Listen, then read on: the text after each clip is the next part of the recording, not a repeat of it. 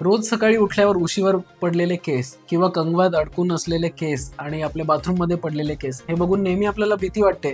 अरे हा हेअरफॉल कुठल्या टाईपचा आहे नेमका?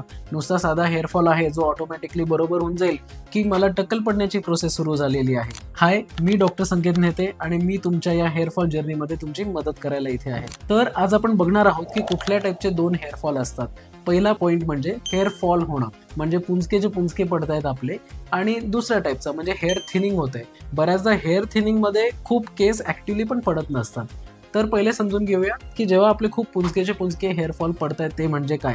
त्याला मेडिकल टर्म्समध्ये टिलोजन एफ्लुएम म्हणून म्हणतात. त्याचे बरेच कारणं असू शकतात, पण एक चांगली गोष्ट असते की जे कारणं आपण जर ओळखले आणि त्याला ट्रीट केलं तर ते लगेच ट्रीट होऊन जातं. त्याच्यामुळे माझ्या पॉईंट ऑफ व्ह्यूने ते ट्रीट करण्याला मला जास्त टेन्शन वाटत नाही. ओके.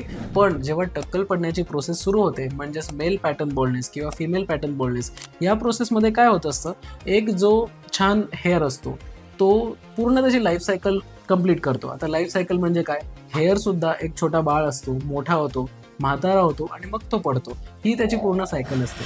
सो जेव्हा तो पडतो, नवीन त्या जागी येणारा केस सेम थिकनेसचं येणं एक्सपेक्टेड असतं.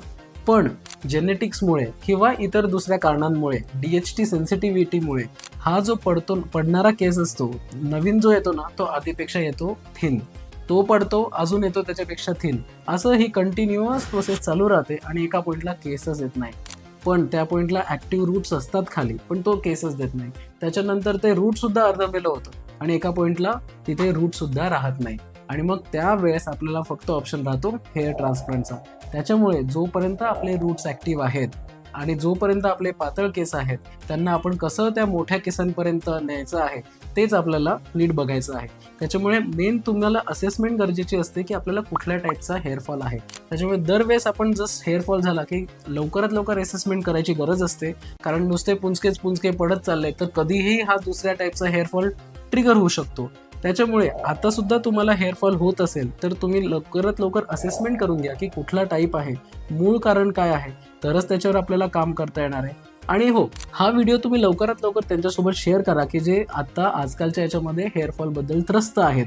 आणि पुढच्या व्हिडिओसाठी स्टे ट्यून, कारण मी तुम्हाला सांगणार आहे एक इंटरेस्टिंग गोष्ट, झाड, पाणी आणि खत याबद्दलची.